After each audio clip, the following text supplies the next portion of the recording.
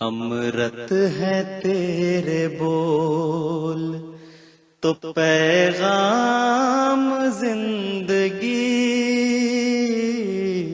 امرت ہے تیرے بول تو پیغام زندگی، تیرے سوا نہیں کوئی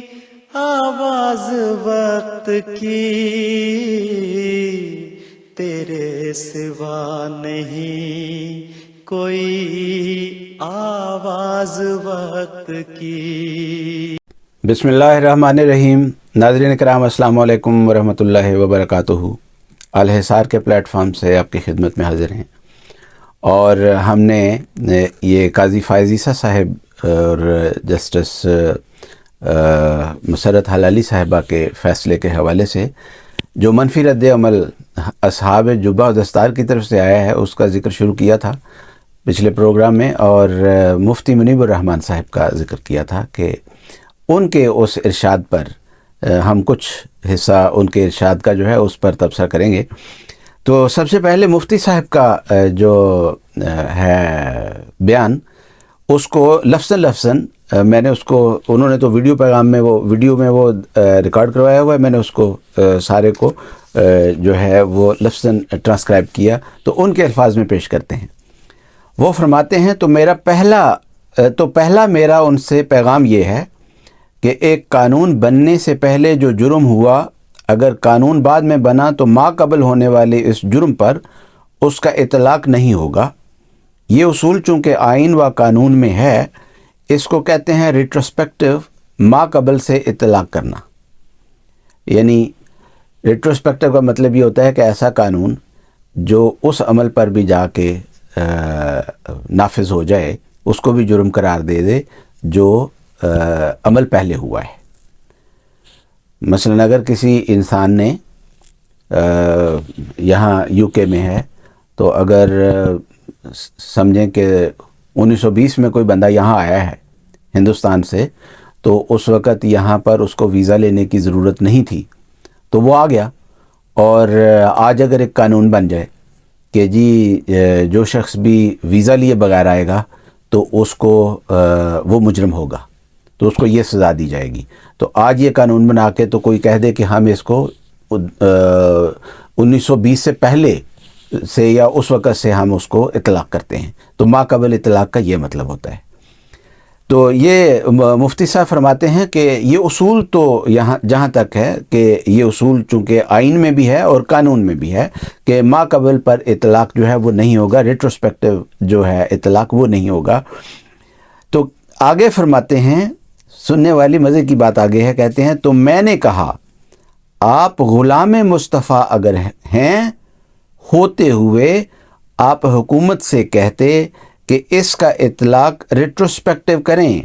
ماقبل سے کریں، اور ماقبل سے کیا جاتا ہے۔ اب یہ غلام مصطفیٰ کو بھی یاد رکھیے اور حکومت کو بھی یاد رکھیے، ہم نے ان دو لفظوں پر بھی تبصرہ کرنا ہے۔ آگے مثال ایسی دیتے ہیں کہ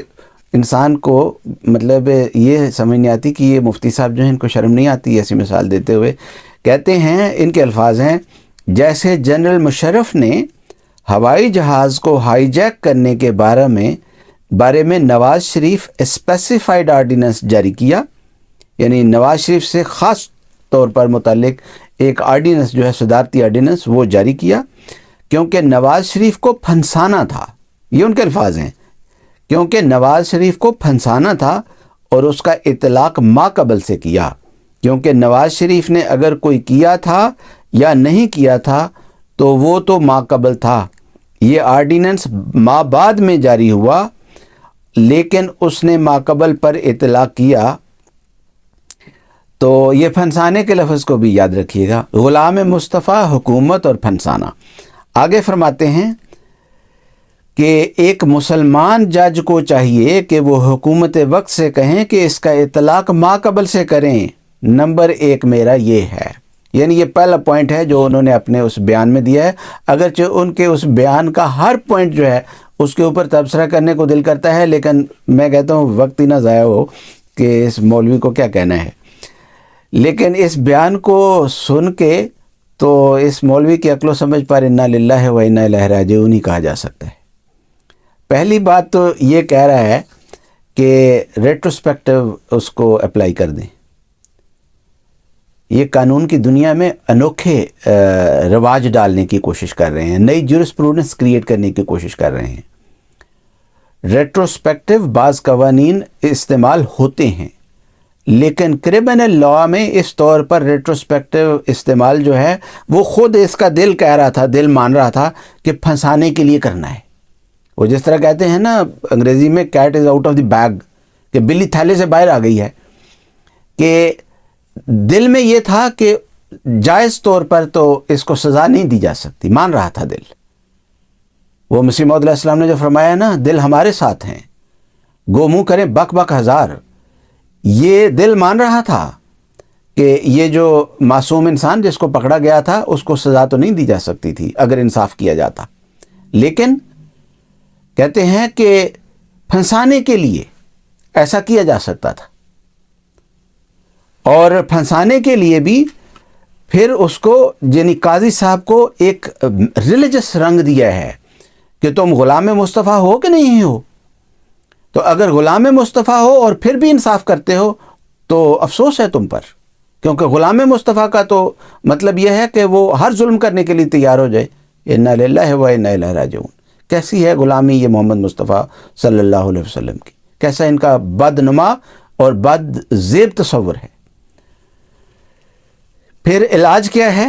علاج جو یہ تجویز کرتے ہیں کہ اس غلام مصطفیٰ کو کیا کرنا چاہیے تھا، طریقہ کار کیا اختیار کرنا چاہیے تھا، وہ علاج پہلی بات سے بھی بھونڈا ہے اور بالکل جاہلانہ ہے۔ کہتے ہیں کہ حکومت کو آپ کہتے کہ حکومت کو اس کو ریٹروسپیکٹیولی اس کو اپلائی کروا دیتی، اطلاق کر دیتی۔ اس جاہل کو یہ بھی نہیں پتا کہ یہ آئین میں لکھا ہوا ہے، اور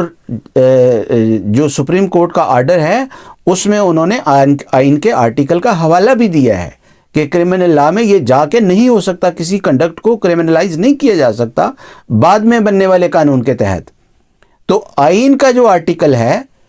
اس کو بدلنے کے لیے صرف حکومت کافی نہیں ہوتی، اس کے لیے پارلیمنٹ میں 2/3 میجورٹی جو ہے اس کی ضرورت ہوتی ہے، اور ابھی تک تو پارلیمنٹ میں کسی پارٹی کو اس طرح پر 2/3 میجورٹی حاصل ہی نہیں ہوئی پاکستان میں۔ تو یہ جو مثال دیتے ہیں وہ ایک ڈکٹیٹر کی دیتے ہیں، اور کہتے ہیں کہ پھنسانا تھا، تو پھنسانے کے لیے تم ڈکٹیٹوریل رول پلے کر لیتے، تم حکومت سے کہتے کہ وہ ڈکٹیٹر بن جائیں، اور اس طور پر جو طریق مجھے نہیں معلوم کہ وہ چونکہ میں نے اس کیس کو فالو نہیں کیا کہ نواز شریف کے بارے میں مشرف نے کیا کیا تھا، تھوڑا بہت تو پتہ ہے لیکن ڈیٹیل میں اس کا نہیں معلوم کہ وہ کیا ہوا تھا، لیکن یہ کہ اس نے کیا تھا یا نہیں کیا تھا یہ ایک رستہ دکھا رہا ہے کہ ہم تمہیں لا پڑھاتے ہیں، ہم بتاتے ہیں کہ رستہ کیا ہے، انصاف سے انحراف کرنے کے لیے، ظلم کرنے کے لیے کون سا رستہ ہے۔ تو یہ ایسا اس لیے ہے کہ یہ جانتے ہیں کہ انصاف کے مطابق تو احمدیوں کے ساتھ نہیں ڈیل کیا جا سکتا، ظلم ہی کیا جا سکتا ہے، جس کے لیے انہوں نے شریعت کو ایک موم کی ناک بنایا ہوا ہے، جدھر کو مرضی مروڑ لیتے ہیں، اور اس شریعت کا ایسا ستیہ ناش کیا ہے انہوں نے کہ آپس میں بھی اسی کو مروڑ کے تو کوئی مسلمان رہنے ہی نہیں دیا۔ ساری دنیا میں کوئی ایک فرد بھی ایسا نہیں ہے کہ جو ان مولویوں اور مفتیوں کے فتوے کی وجہ سے کافر نہ قرار دیا گیا ہو، آپس میں ان کا یہی حال ہے۔ لیکن یہ چاہتے ہیں کہ قانون اور آئین کو بھی اسی طرح لٹا لیں، اور جس طرح پنجابی میں کہتے ہیں نا کہ لمیا پالو، تو یہ جو لٹا لینے والی بات ہے، یہ رستہ جو دکھا رہے ہیں کہ انصاف سے انحراف کرنے کے لیے اس طور پر کر لیں، اس پر مجھے ایک وہ یہ تو ظلم کرنے کے لیے کہہ رہے ہیں نا کہ قانون کو لٹا لیں اور آئین کو بھی لٹا لیں، ہم نے شریعت کو لٹا لیا ہوا ہے۔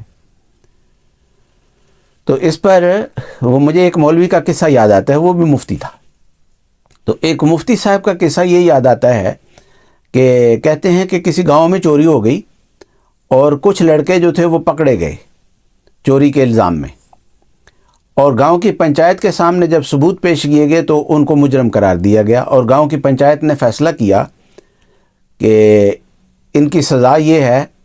کہ ہل جو ہے اس کو، یہ جو کھیتوں میں ہل ہوتی ہے چلانے والی لکڑی کی،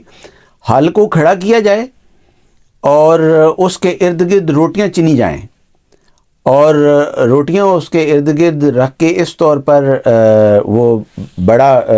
سا بن جائے گا روٹیوں کا ڈھیر کہ اس کو ہل جو ہے اس میں دب جائے اور چھپ جائے ہل۔ اب یہ ہل کو جب کھڑا کریں، جن لوگوں نے ہل دیکھی ہوئی ہے تو ان کو اندازہ ہے کہ ہل کو کھڑا کریں گے اور اس کے ارد گرد روٹیاں جب چنیں گے تو وہ کافی بڑا ڈھیر بن جائے گا۔ تو یہ چونکہ پرانے زمانوں کی بات ہے، اس زمانے میں تو لوگوں بیچاروں کی روٹی پوری نہیں ہوتی تھی، تو یہ بہت بڑی سزا ان کو دی گئی، اور وہ جن کے بچے تھے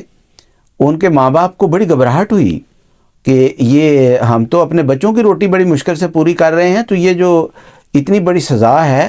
اس بچے کے، ہمارے بچے کے جرم کی، تو یہ ہم کیسے پوری کریں گے؟ تو کوئی ایک ذہین آدمی تھا، تو وہ اس نے کہا کہ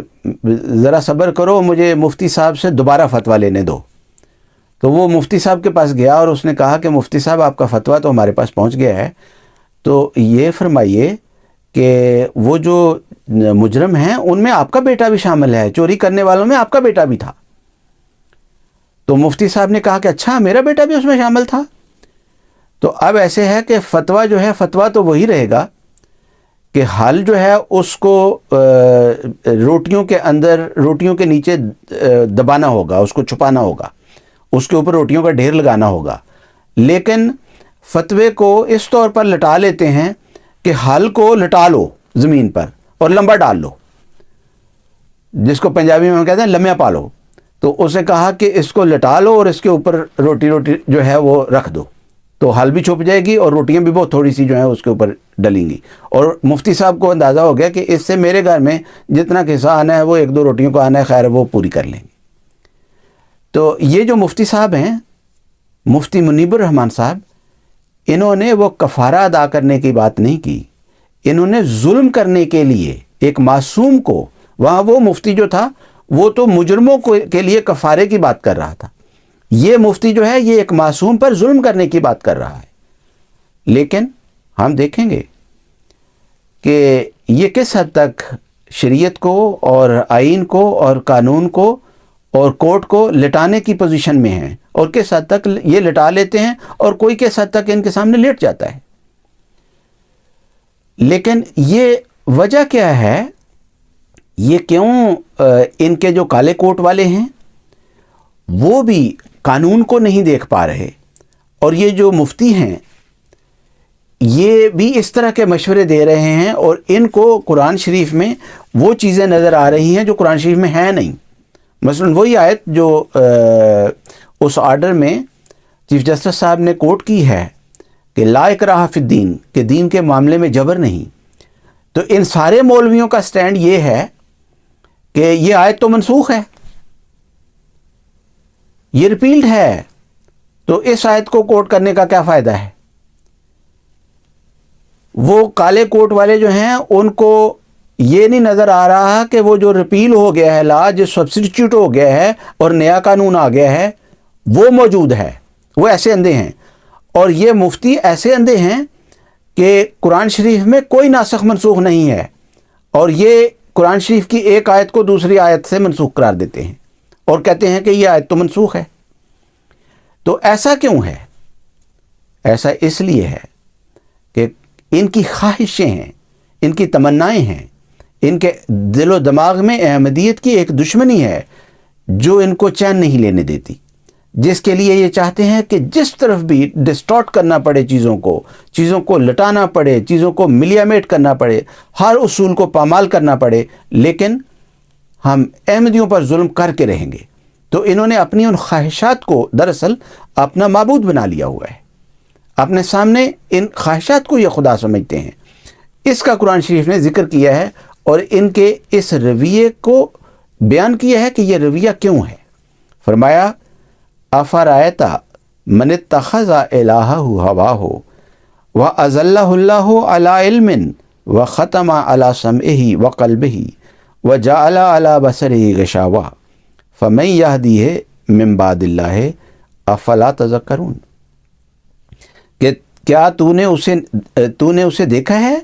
जो अपनी ख्वाहिश को ही माबूद बनाए बैठा हो। जब इंसान ख्वाहिश को ही माबूद बनाए बैठा हो तो उसको बाय हुक और क्रूक एनीवे उसको अचीव करना चाहता है। फरमाया और अल्लाह ने उसे किसी इल्म की बना पर गुमराह करार दिया हो। और इसका ये तर्जुमा भी हो सकता है कि उनके उस इल्म के बावजूद खुदा ने उनको गुमराह करार दिया है। यानी ये काले कोट वाले जो हैं उनको कानून का इल्म है, इसके बावजूद गुमराह हैं। और ये मुफ्ती जो हैं इनको इल्म है, इसके बावजूद गुमराह हैं, उसके बावजूद गुमराही का रास्ता इख्तियार करते हैं। फरमाया और उसकी शनवाई पर और उसके दिल पर मुहर लगा दी हो। यानी ये सुन के भी सबक हासिल नहीं करते और दिलों पर तो मुहर है ही। और उसकी आंखों पर पर्दा डाल दिया हो। तो जैसे मैंने कहा कि वो वकीलों को वो कानून जो मौजूद है वो नज़र नहीं आ रहा, मुफ्तियों को वो नज़र आ रहा है जो है नहीं। फरमाया पास अल्लाह के बाद इसे कौन हदायत दे सकता है। ये जो बार बार कहते हैं ना ला नबी अबादी, तो ये जो आयत है फमन यहदीहि मिन बादिल्लाहि कि अल्लाह के बाद, तो वहाँ ये तर्जमा करते हैं कि रसूल करीम सल्लल्लाहु अलैहि वसल्लम की वफ़ात के बाद कोई नबी जो है वो पैदा नहीं हो सकता। तो यहाँ फिर तर्जमा कर लें कि अल्लाह की वफ़ात के बाद, तो फिर इनका अल्लाह भी मरने वाला है, बल्कि इनका तो मर ही चुका है। इस आयत मुबारका की तस्दीक और उसकी मिसाल के तौर पर इससे बेहतर और क्या मंजर हो सकता है जो ये काले कोट वाले और ये जो जुब्बा मुख्तलिफ रंगों के जुब्बा दस्तार वालों ने पेश किया है इस केस के हवाले से। तो जहाँ तक इनका ताल्लुक़ है ये कर रहे हैं और करते रहेंगे। और जहाँ तक हमारा ताल्लुक़ है, हमारे सामने एक ही बात है कि हम ये दुआ करते हुए और इस बात पर अल्लाह ताला का शुक्र करते हुए कि अल्हम्दुलिल्लाहिल्लज़ी हदाना लिहाज़ा वमा कुन्ना लिनहतदिया लौला अन हदाना अल्लाह, कि उस खुदा की सब तारीफ़ें हैं जिसने हमें इस अहमदियत के लिए हदायत दी है, उस पर रहनुमाई की है। हमारे बस में नहीं था कि हम ख़ुद अपनी ज़ोर ज़बरदस्ती से अपनी अक्ल से इस हदायत को पा लेते। अल्लाह ताला का बेइंतहा शुक्र है इस पर। अगर खुदा हमें हदायत ना देता तो हम तो ये पढ़ते हुए कुर्बानियाँ पहले भी दे रहे हैं और आइंदा भी देते रहेंगे। लेकिन ये जो मुफ्ती साहब सजेस्ट कर रहे हैं कि रेट्रोस्पेक्टिव इफ़ेक्ट कर दें, उसका अप्लाई कर दें, तो जब ये कानून बन जाएगा तो मुफ्ती साहब आपके ऊपर भी अप्लाई हो जाएगा और आपके बाकी ये जो पैरोकार हैं इन सब पर भी अप्लाई होने लग जाएगा। ये भुट्टो ने भी यही किया था। जुल्फ़िकार अली भुट्टो ने कहा था कि अहमदी मुसलमान नहीं है, हमने फ़ैसला कर लिया है। तो फिर अदालत में रोता था कि मुझे मुसलमान क्यों नहीं तस्लीम कर रहे। तो वही कानून था, वही शिक्कें थी जिनके तहत उन्होंने कहा हम नहीं आपको मुसलमान मानते। तो ये जाए इबरत है। जज़ाकुमुल्लाह ताला व अहसनल जज़ा। अस्सलामु अलैकुम व रहमतुल्लाहि व बरकातुहू।